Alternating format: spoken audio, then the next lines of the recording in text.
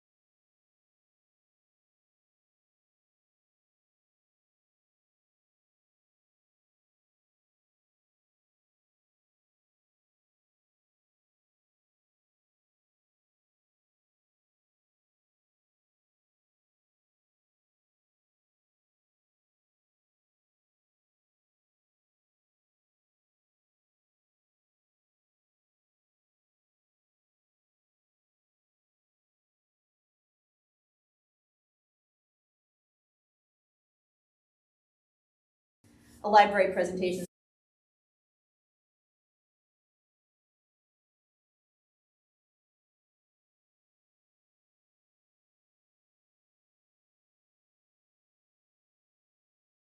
Fund me to help cover medical expenses, kids shoveling their neighbors' walks, retirees volunteering at a school or a scouting troop, a food pantry at a church, or maybe it's a childhood memory of your family coming together to support elderly relatives, or new parents, or a grieving cousin. Yes? Oh, I'm blocking the screen. Okay. Can the camera see me if I'm here? Yes. Okay, awesome. Thank you for letting me know. I'm sorry, hold on for a moment. Sure. They're still not hearing the audio. I'm not sure what to do about it.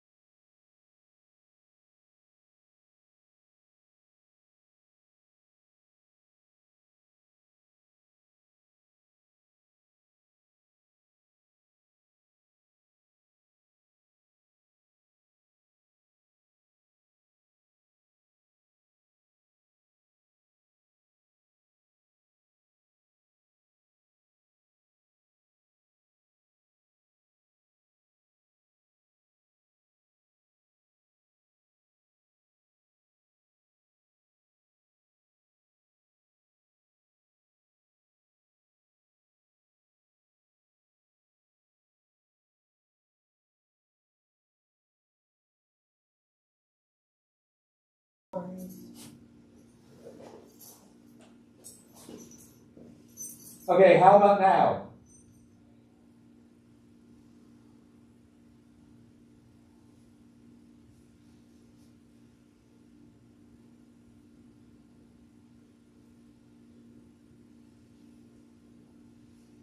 Let's the audio again.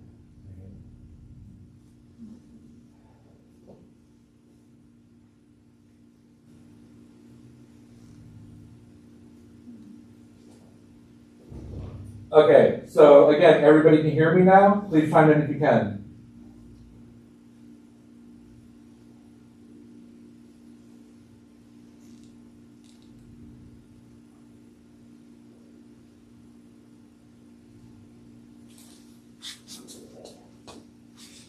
Okay, all right, yes, let's start from the top. Okay, take two, no worries. So hi, again, I'm Elizabeth. I'm one of the co-founders of Mutual Oranges. We're a group of people in and around the Oranges in Essex County, coming together in mutual aid.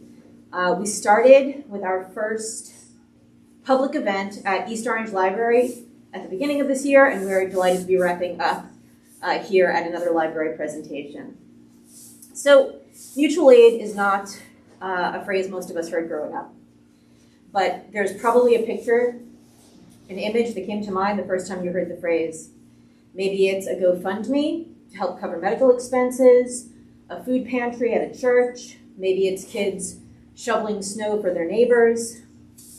Maybe it's a childhood memory of family coming together to take care of an aging relative, to share childcare, trade babysitting. Mutual aid can absolutely include all of these things.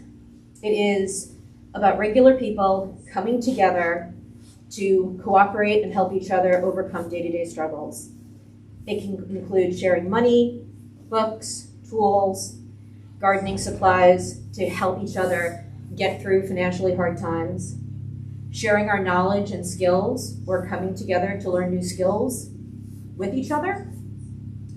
It can include building relationships and networks of community care. So we all have more people to turn to when things are rough, and more people to offer the help that we have to offer. One other essential piece of mutual aid, though, beyond coming together to cooperate and help each other overcome day-to-day struggles, is learning together about the underlying causes of those struggles. The political education and societal analysis to understand the underlying causes. That educational piece can look like book clubs and discussion groups, teach-ins, bystander trainings, community education on undoing racism, alternatives to capitalism, challenging fascism. One thing most of us did hear about growing up is the idea of charity. And one of the most common questions people involved with mutual aid work get is, okay, I keep hearing solidarity, not charity, but what does that mean? What is the difference between mutual aid and charity? So with charity, all support flows in one direction, from the haves to the have-nots. There are bosses or board members making decisions about who deserves support. There are a lot of rules to follow about who can receive help and how. With mutual aid, it's reciprocal. We all give and we all receive. There's no boss. Everyone gets a say in how resources are shared or what projects are a priority. There is no one labeled undeserving. Everyone deserves food, water, a roof over their heads, a roof over their heads, safety, community, an opportunity to support and to be supported. Charity also tends to be missing the education and analysis piece, looking to understand the underlying causes of systemic injustice. And mutual aid is also grounded in relationship in a way that charity doesn't tend to be.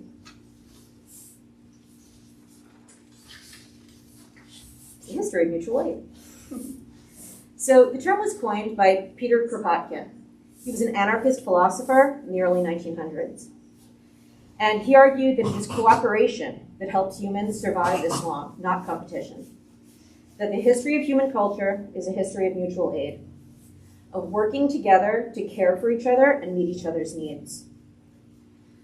The current discussion going on in our culture today about mutual aid comes out of books, including those of Dean Spade that have been recently published. But mutual aid has existed long before the term was coined and exists far outside the current conversation. Navajo kinship networks, KET, are centered in the recognition that in being in relationship with each other, we are responsible to and for each other. It involves a careful balance of reciprocity that needs to be intentionally maintained. Taking care of someone in your extended kinship network is as automatic as taking care of someone in your household. Elizabeth, real quick, Yes. I'm going to turn off the middle lights so that Sure. the screen is easier for people at home to see. Hold on, this is better.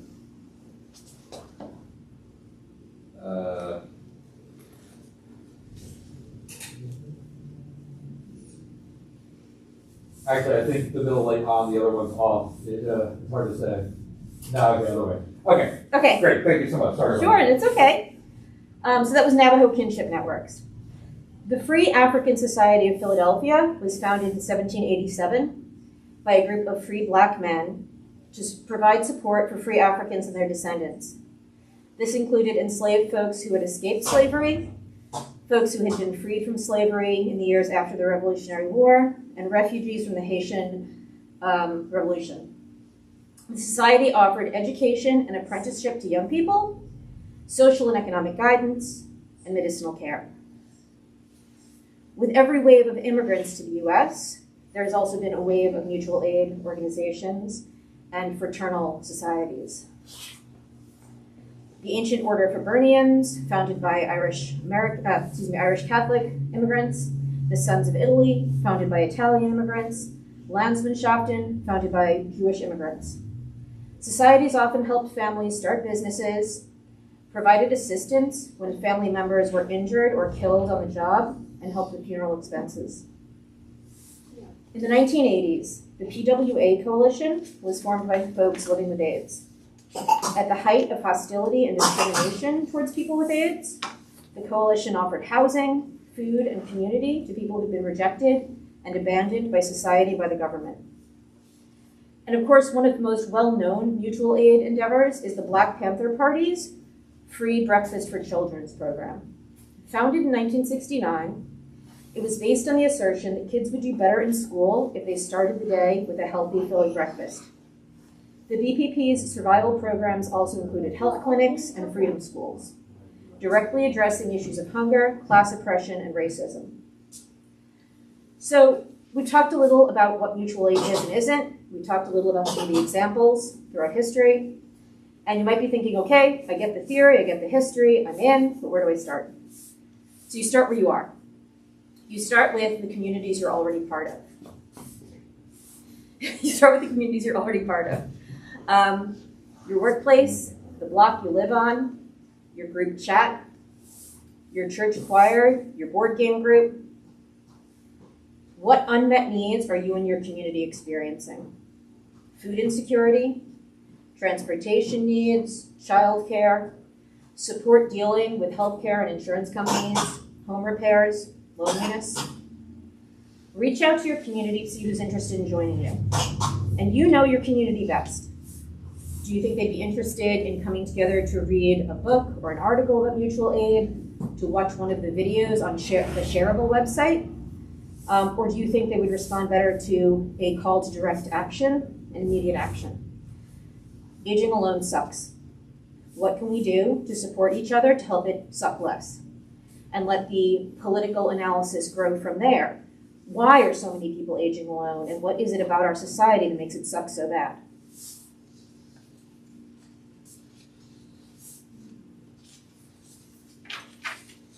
Once you've got your people, start brainstorming a list of projects you'd like to work on and come up with one to start with.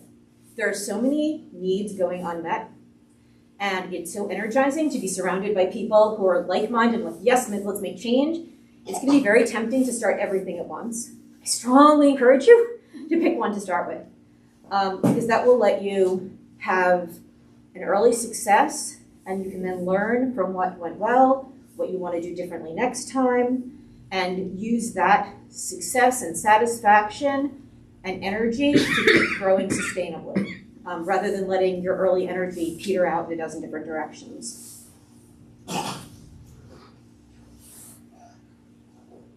You can also look nearby to see if there are folks already doing the work that you're interested in doing that you can join or learn from. There are so many folks doing such amazing work, and we absolutely can all be learning from each other.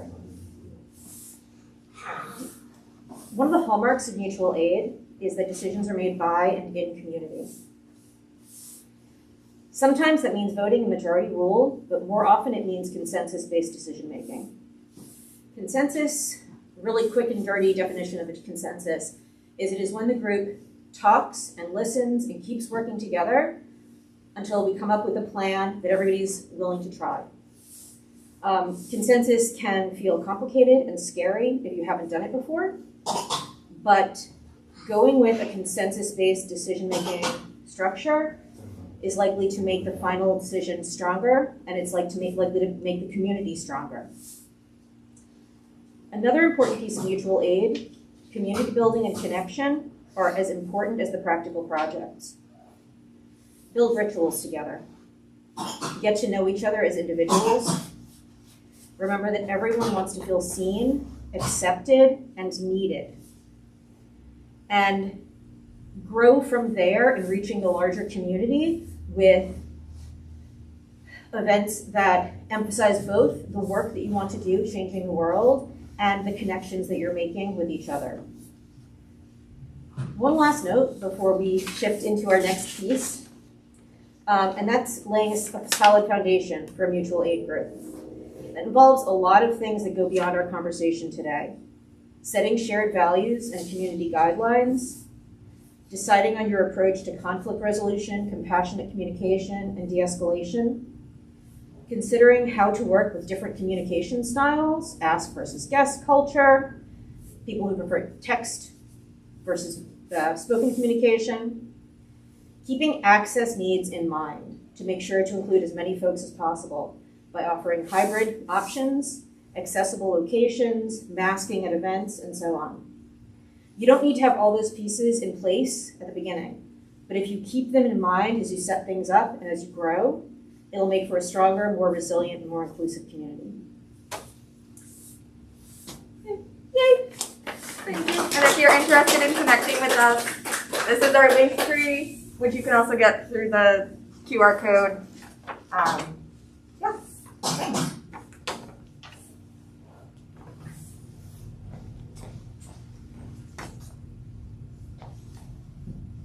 At least I hope the QR code works. Watch me just have claimed that it's functioning. It's working. It's working? Oh, okay, great. thank Excellent, goodness. excellent. Ah.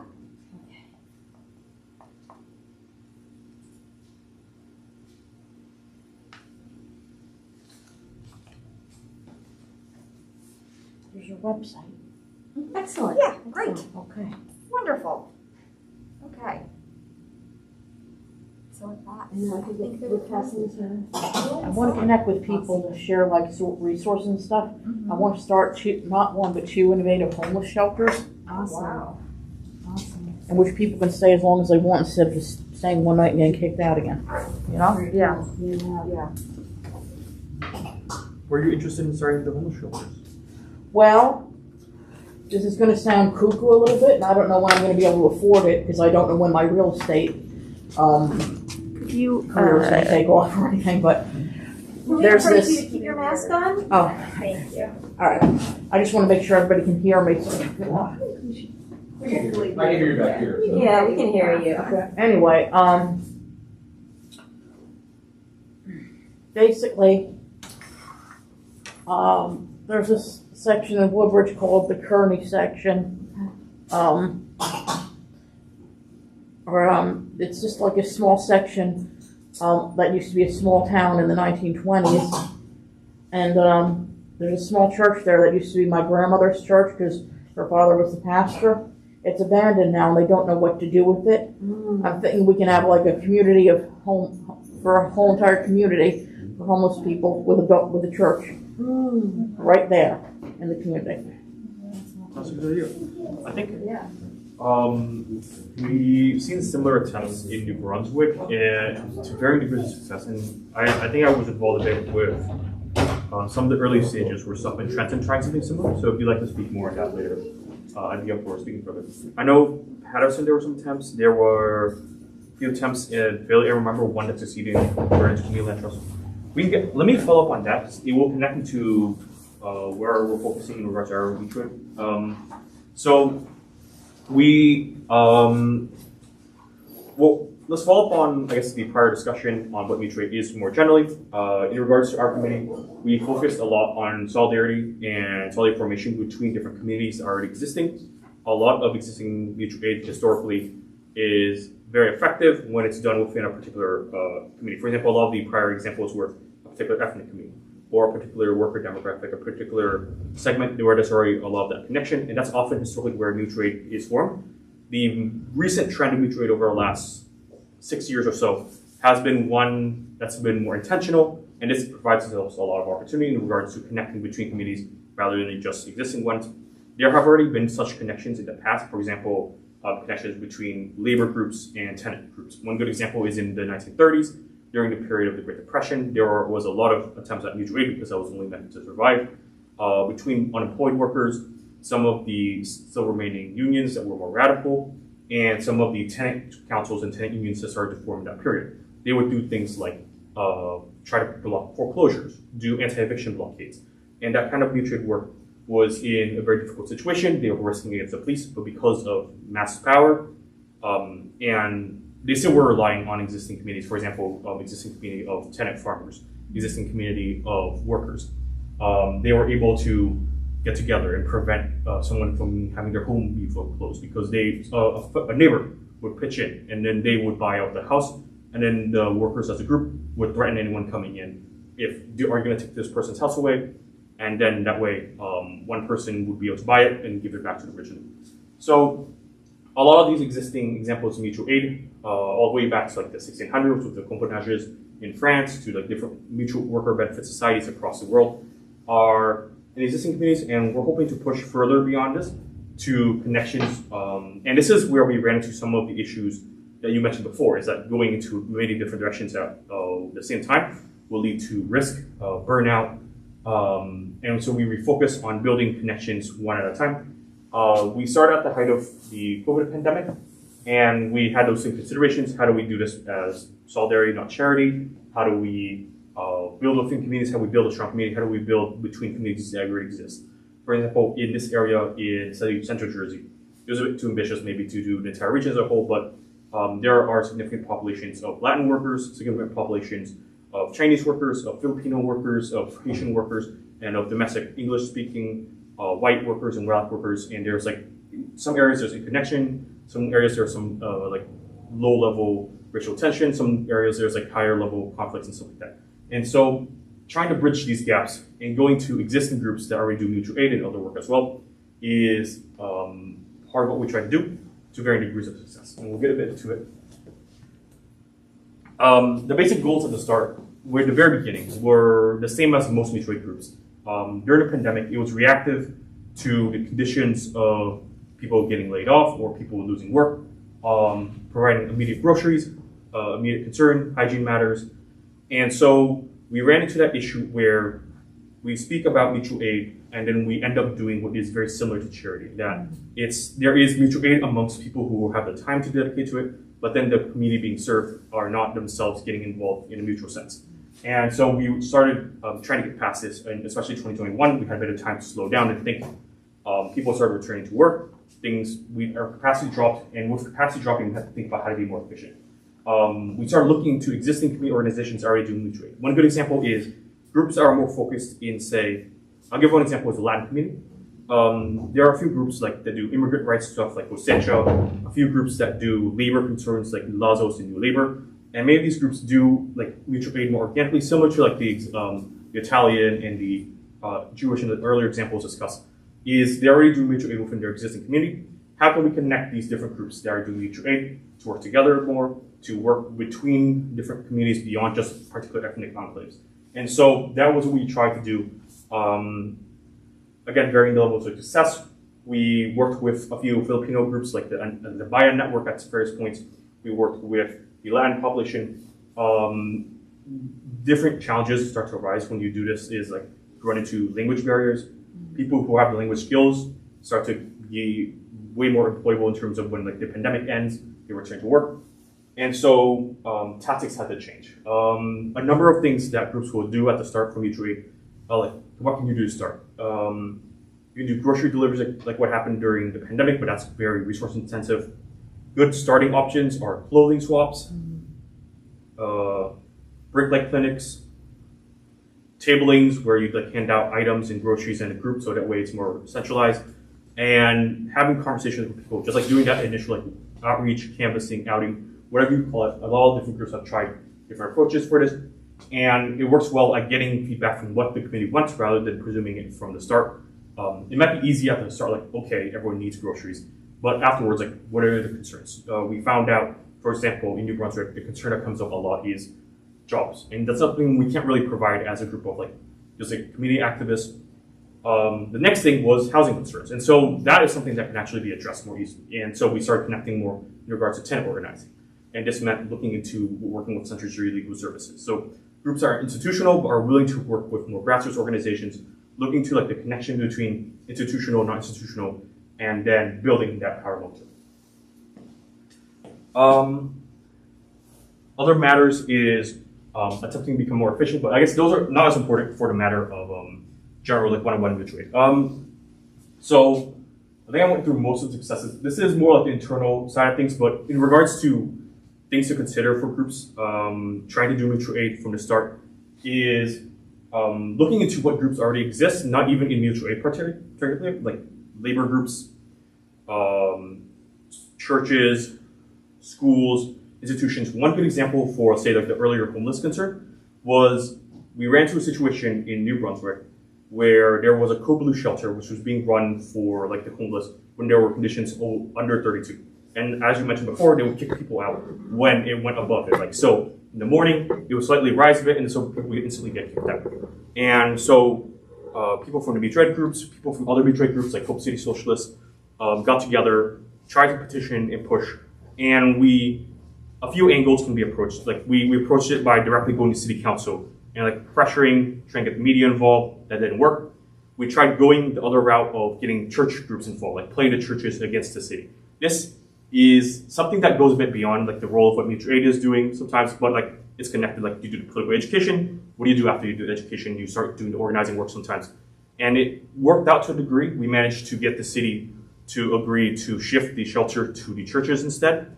And then from there, that allowed us to start pushing for a broader shelter program, allowed us to start working with the church, which is a bit more minimal in some areas. And so a lot of mutual aid work is like the community gardens, the like cooperatives, like this kind of stuff is very useful. But building power long-term can also be very important because there's only so much that we can push around in terms of resources within our existing communities. There's a lot that's segmented. There's a lot of people getting pushed out of cities in regards to gentrification. And so we have to get ahead of this sometimes. And so yeah, that's like where getting these connections, doing the research is very important. That mutual aid is not just studying past mutual aid, but also looking very closely at the current conditions and the current relations of production within your own city. Who has power? Who can potentially be useful ally? Who potentially can be turned against mutual aid? So that's an example of that can be considered for your future. I think I went through some of the tasks. Crisis, yeah, that's a lot of the stuff we trade often. Like there's like the, I guess in labor organizing, it's called like hot shop incident. Things that are very inciting, like there's Hurricane Ida, or there's a particular hurricane, people die of flooding. Groups like in our case, like Central Jersey Mutual Aid was reached out to, Princeton Mutual Aid we heard also was reached out to in regards to assistance for flooding conditions because the city didn't have enough setup. That kind of work, doing that work ahead of time to build up that repetition. Groups will try to co-op. I heard if I remember, like Mutual Moors, they try to co-op. Some Trump groups try to co-op Mutual Moors. The city I mentioned earlier, Princeton. So doing this work can result in considerations of like how do we maneuver with other organizations that are more powerful? How do we keep membership engaged and understanding of like why are we taking this strategy, this tactic? In regards to decision making. As mentioned before, consensus is often very useful. Consensus has limitations. For example, it takes time. If there are reactive, like a lot of mutual aid is reactive to emergencies. And so you're running into these problems where you're like trying to build a consensus and you're also having emergencies that they rush forward with. Building up relational organizing matters, like making sure there's trust, like everyone expects that everyone else is working in good faith, allows that consensus work to actually work. Sometimes defaulting to democracy, like standard majority rules, becomes necessary in emergency cases. And sometimes there are like critiques of both democracy and consensus models I've heard of, like from like pure anarchists of like you should not do either because they're both still flawed and predict their ways into towards the rule. In particular crises, people will just push forward in that kind of anarchic sense, and that can be necessary at times. But most of the time, consensus is the model used by most mutual aid groups, and we mostly go by it as well. But yeah, this is just our current events. Like right now, a lot of our work is this stuff. So we've managed to see getting past some of the issues in the past of being purely charity by working more with groups that were Spanish-speaking predominantly, like Lazos, and making sure that all our tablings are always in company with a matter of rights mutual. We're getting the involvement of the community and not just giving out stuff. That was an issue a lot during the grocery deliveries during the pandemic. So good example options for getting the community involved is doing organizing conversations with community members that you're serving and trying to figure out what are their skills, what are their interests, what are the time availabilities, and trying to get their commitment so that they're also involved with the organizing. So it's not just a matter of charity, it's mutual. Good examples is Lazos in the past, during their work with refugee resettlement programs in Highland Park, they would try to go into the refugee groups and try to get a sense like, what were your skills before you fled your country? Like, were you a doctor? Were you a teacher? What can you be slotted into? And then from there, trying to build up that connection, getting them involved in whatever service model so that the mutual aid group can do both service and organizing and advocacy as needed.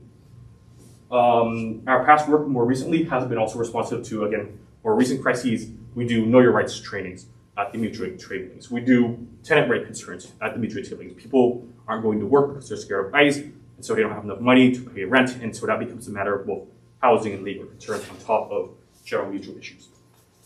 Civic engagement, art education, working youth programs, Lazos does a lot of that kind of area, and we work with them, learn from them, and the mutual aid can also be mutual between mutual aid groups. But yeah, that's most full. I don't think we have anything else.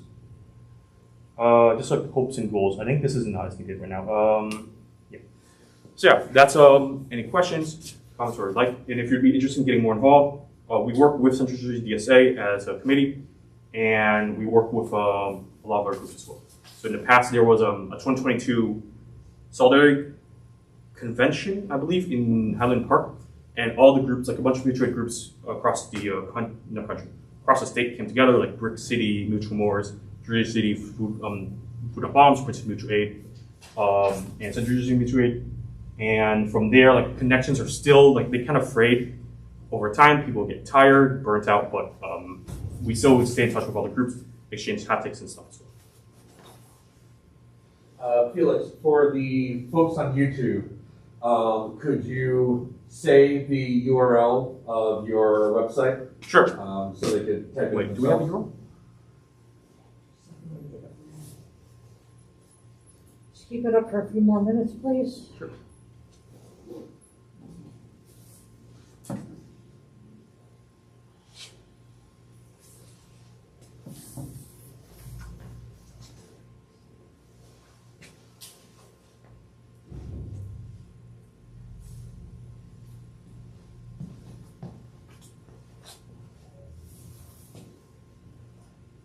For the YouTube folks, we're giving that URL right now as well. Another moment.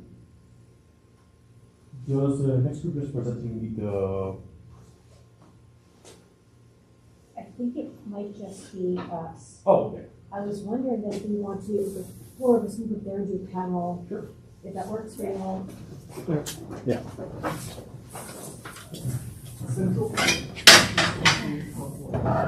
So,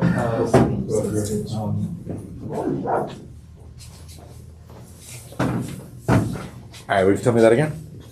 central.dsanj.org.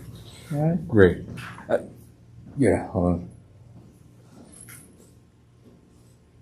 It's a little out of focus. Yeah, for the folks on YouTube, hopefully you're able to see that URL. Again, it's central.dsanj.org.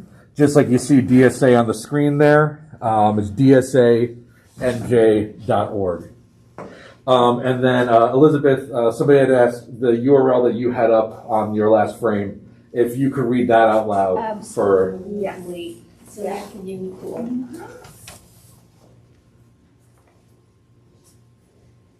I am the absolute tech boomer, and Celia is the. Slightly more technical. I'm not gonna- don't want to overstate. It's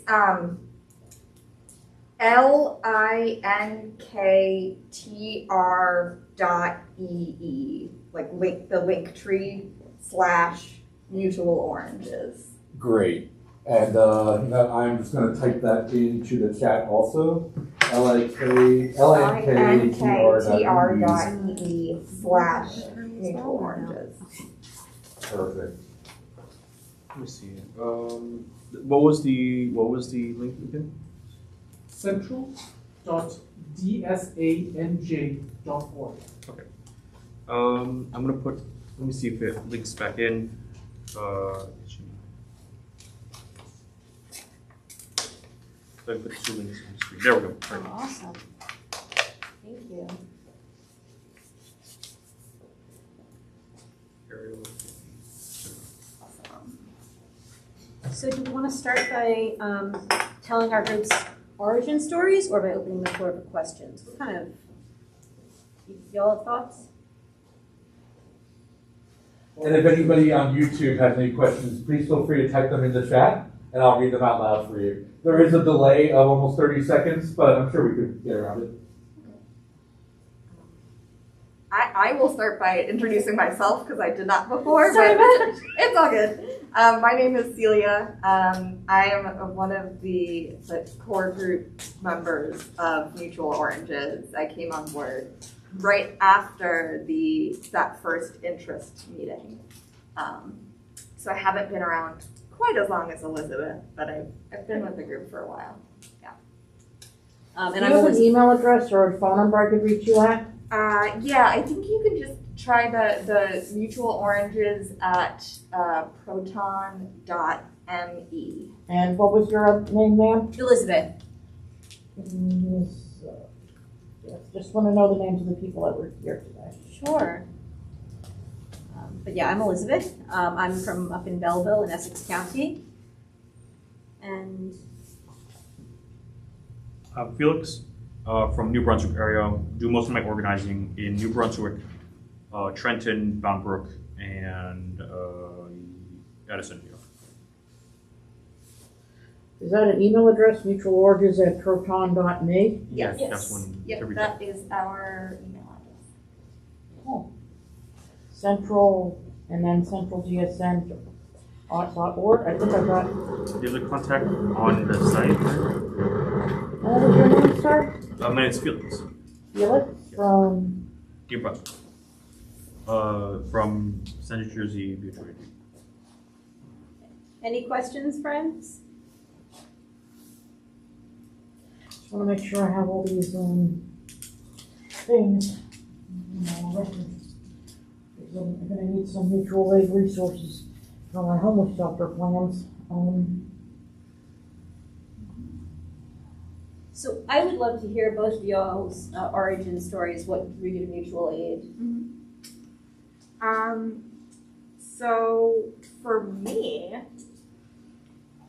I am immunocompromised, and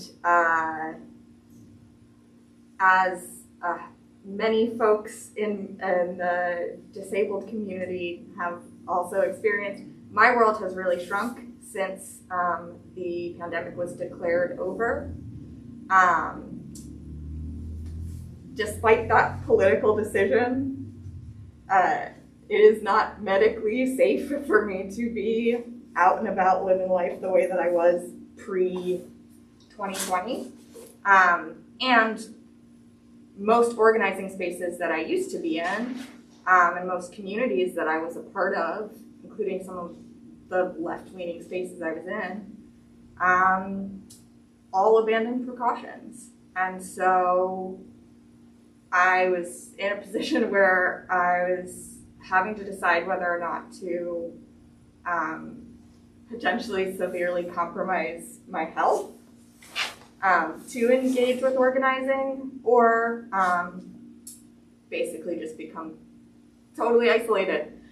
And for a while I was very isolated, and then I saw on Instagram an event notification for, and I'd been learning about mutual aid for a while, and interested in it for a while, but also feeling like it probably wasn't going to be accessible because no places were accessible anymore.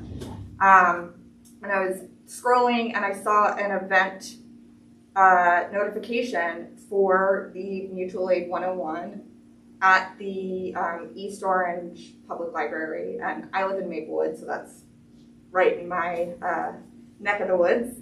And I was thrilled. I was like, oh my goodness, this is like a unicorn.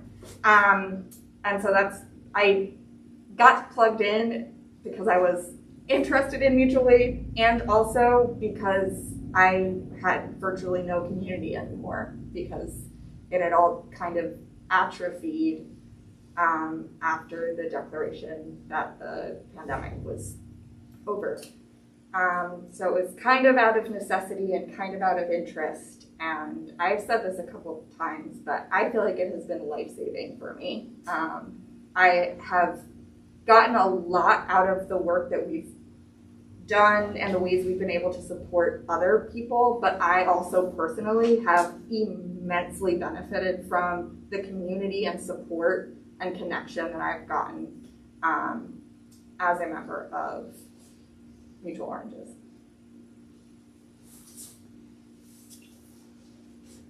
I'll pass to you. Sure. So I got involved with mutual aid because during the pandemic, it seemed like this was where a lot of people were getting organized, and I overall am interested in the work of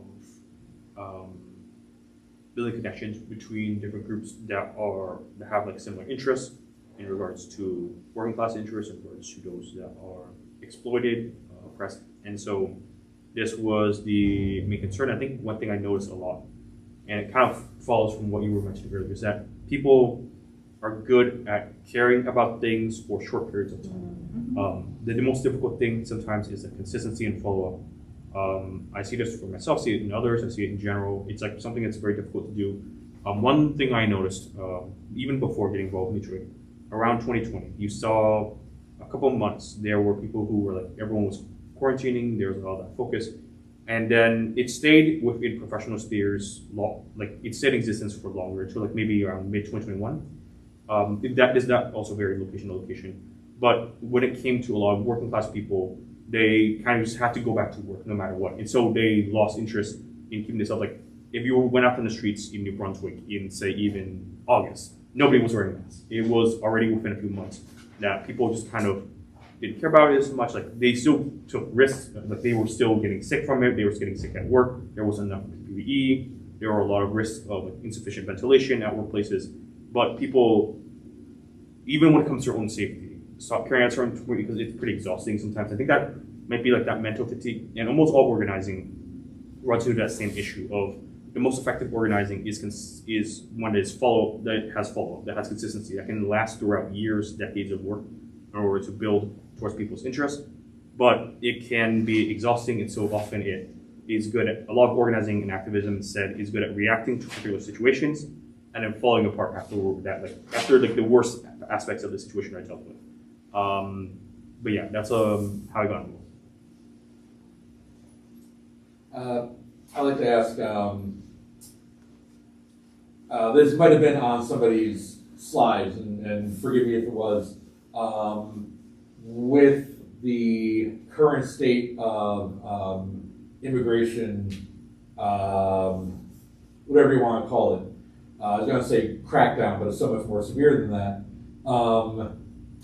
Do any of your organizations offer legal services, or at least like connections to legal services?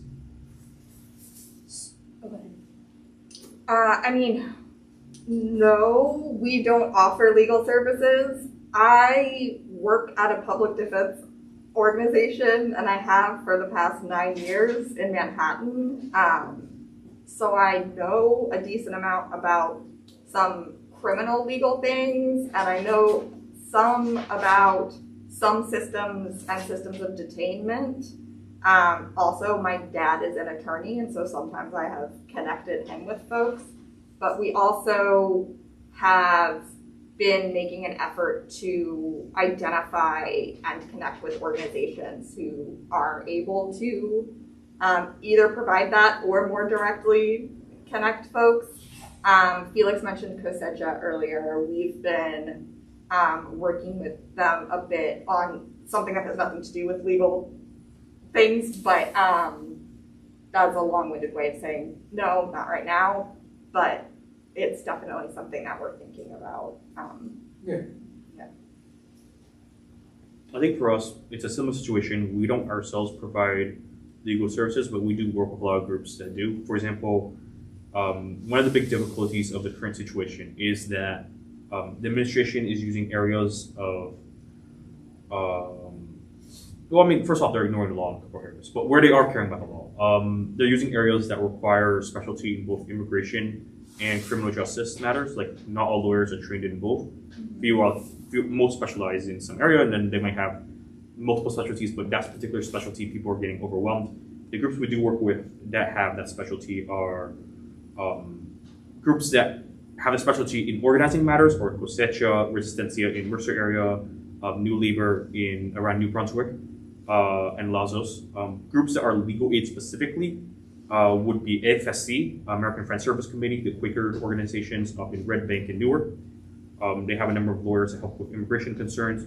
Dyer, off of the Highland Park area, working with Cosecha, they have a number of lawyers that have either labor specialty or immigration specialty. And the Endelon organizations, like the National Day Laborers Organizing Network. Yeah, that's correct.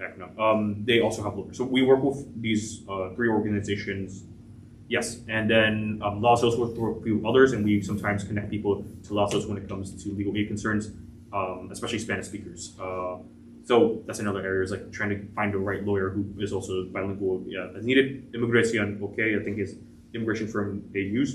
But yeah, we work with a few groups when it comes to immigration concerns. And then for legal services outside of that, we work with sometimes Newark Law Clinic when it comes to general like aid and assistance, like and then Central Jersey Legal Services we refer people to for housing concerns and matters of like Social Security, Medicare, Medicaid, healthcare, like the financial side of things when it comes to like the food and basic survival needs side of the trade. Okay. Would you maybe do me a favor? Would you type some of those organizations, and that way they could both see it on the screen, and I could also recopy it into the chat here? Actually, shoot this text size. Any other questions at the moment? Sorry? No. Elizabeth, how did you get involved in mutual aid? I was not going to start anything new. Most of my career has been democratic free schools, which are schools where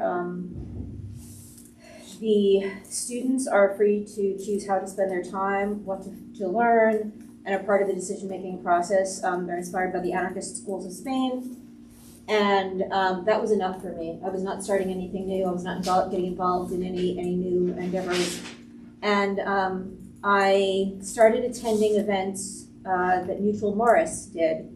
And at the end of last year, they very kindly and lovingly basically said to folks who weren't from Mutual Morris, dudes, this is supposed to be hyper-local. We love you. Get out. I mean, you know. And so a bunch of us started talking about whether we wanted to start something in Essex County. And there's so much great stuff going on in Essex County. There are so many hyperlocal things in Newark and things in Montclair. And so what we wound up focusing on is the Oranges, because that is around where we all were. And for me, the narrative that I got growing up was, I'm 54. The narrative I got growing up was that by now I should be thinking about retirement. And the world in which you're saving for retirement now, and retirement is going to look anything like what it looked like for my parents, that world doesn't exist. If it ever did, it certainly doesn't anymore. And it seems to me that the best investment you can make is in community, because community allows you to pivot.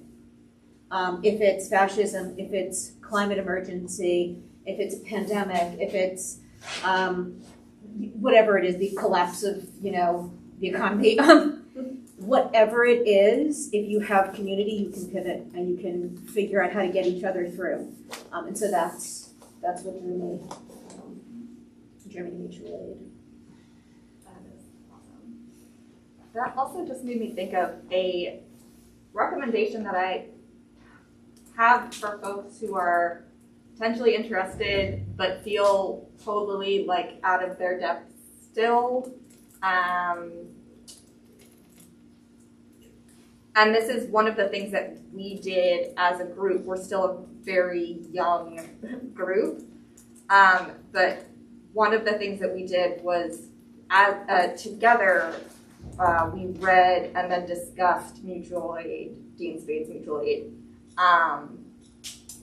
And I don't remember how many parts we broke it down into and then came together to discuss, but that could be very helpful for, again, people who really feel interested and like they want to do this, and also like they aren't quite sure what practical steps to take, because that book really breaks down the like practical elements of mutual aid, and so that can help one, create that stable foundation that Elizabeth was talking about, and and just kind of focus your efforts and make sure that you're considering whatever organizational or logistical things you need to think about as a group. Like we, as a young group, are recognizing a number of things that we haven't yet encountered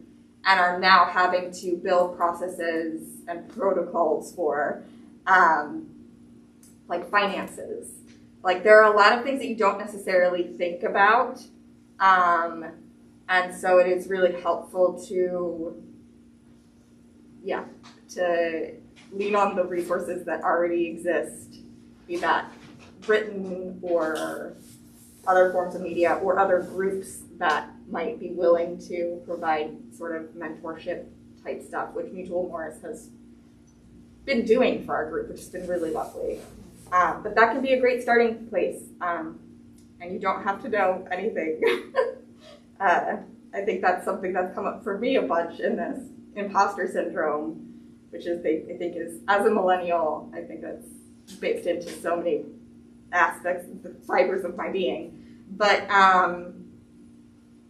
constantly feeling like I don't know what I'm doing. Like I don't have any business being part of the core group of this meeting. Like I'm just learning all this stuff, and we're all just that's one of the beautiful parts of mutual aid, is like we're all just learning this stuff, and nobody is the ultimate authority on anything. We all have more to learn from one another and to teach one another, and actually sometimes it can be really great to not have an extensive background on something. Sometimes that means that you bring some of the freshest perspective that can like provide innovative insight that you otherwise wouldn't have had. Like we live in a world that very much is focused, that like very much praises and reinforces hierarchy. And it is very unusual but refreshing to be in a space that is so intentionally non-hierarchical. And it is funny the times that we sometimes run into some friction where we're recognizing like, oh, I'm so used to operating with a certain set of standard, like I'm used to operating hierarchically in these sorts of scenarios. How actually are we navigating this when nobody is making the ultimate, like how are we deciding this, and how do you determine which decisions, like we talked about consensus earlier and how there can be the time constraints. Like, are there then some decisions that are time sensitive, and are we recognizing that maybe in those scenarios we have an alternative way where it's we have a majority vote in that situation, or where they're like, where do we need to be flexible and fluid? And that is it's really cool and refreshing, especially in a world that is becoming increasingly rigid and punitive. I had in my promoting of this program tonight, I had said that this mutual aid, I wanted to be on people's mind as an alternative to Giving Tuesday tomorrow. So now if there are people who are raring to go, what's something that they should do tomorrow?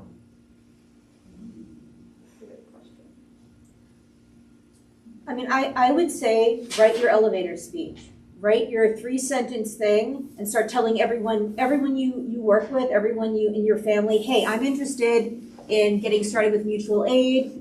Here's why. What sparked? So let's say that today sparked something in you. What did it spark? Put together 3 sentences, 5 sentences, and start telling people. Is that me? Oh no, it's not me. Okay. I went to this thing on mutual aid. I'm really interested in getting started. You want to get started with me? I think all you need is one other person to get started. You want to. I noticed that there are never any menstrual products in the bathroom at work. Do you want to help me make sure that they're in every bathroom in the building? Or I noticed that transportation to church is an issue. Who wants to help me figure out how we can all get to church every week that we want to, regardless of bus or regardless of... This family member has a surgery coming up. Can you help me coordinate a meal train so that we know that they're eating well during whatever their recovery period is? Or do you want to read Mutual Aid with me? Or again, the Shareable website has a load of videos on how mutual aid works, on consensus decision making, on finances and legal aspects of mutual aid. Do you want to read this with me? So find one person. I would say write your elevator speech, talk to everybody, and as soon as you get one person who's like, "Oh my God, yes!" Just pick something and do it together. Is there a question over here? I was wondering, how are you getting volunteers to stay engaged and keep coming back, to help out over and over again? Do you want to take that or? I've never been good at that part. It's a matter of finding tasks. Once you get past that initial portion, you have the initial outreach, you have these initial conversations. You do either, whether it's within existing community groups, so it could be church network within the workplace, or you just find friends who don't really share a particular constituency or group, but you do whatever that initial outreach is. The next thing is planning, and for at least my approach, is planning and finding tasks that are delegatable and getting a checklist of them, finding things that people who are not already fully certain what is to be done next, always having a list of stuff that they can do that is very bite-sized. For this week, they're going to be focused on looking into the potential friendly groups that could work on the shelter program, or looking into a successful case in Tennessee, or looking into this and reading up and writing a report on it. That's a simple 1-2 week thing they can do. And they can work with it. They can work with others. They can bring people on board. Making sure that they attend the tabling, and they're bottom lining the matter of bringing toilet paper or whatever, bringing paper towels, bringing hygiene supplies, bringing groceries. Getting them engaged in that method tends to work for me, but I'm not, as I mentioned, I'm not the greatest at it, because I often see that approach works for a midterm period, and then there needs to be something more in order to keep people engaged. I think that's a community relational aspect that I'm not as good at, but maybe you guys have any ideas? It's tricky for us too. We also, again, are very new as a group. And the discussion of membership has been kind of an ongoing discussion for us. For a while, our focus was all laying the foundation, defining ourselves as a group. So a large part of this year has been, before we even got to that point, being all right, who are we when we're going out there saying, hey, come join us? How are we describing ourselves? What are our values? So we've spent a lot of time really ironing that out. I think that is an essential part of that, is making sure that then when you're getting to the point where you're communicating to other people,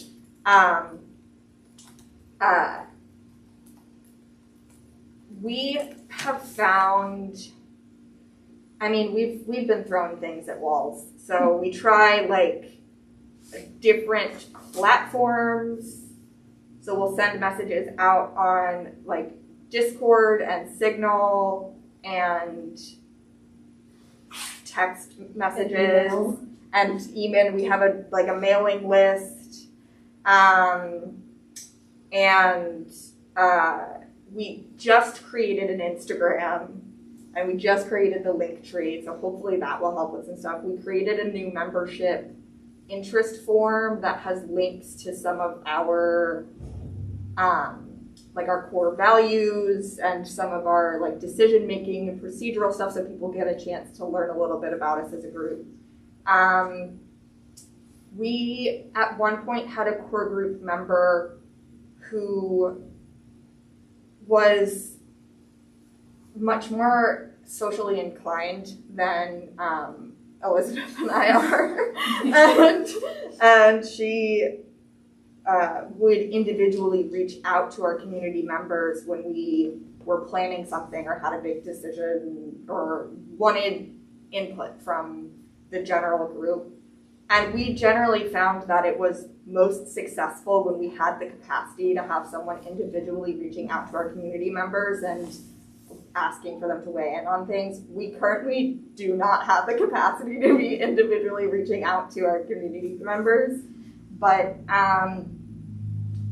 we would love to get back to that place. I think a big thing is establishing a culture of communication and trying to have that be ongoing, and just regularly checking in with people about what their capacity is, how that's fluctuating, what their needs are, if there are ways that they can be supported by the community.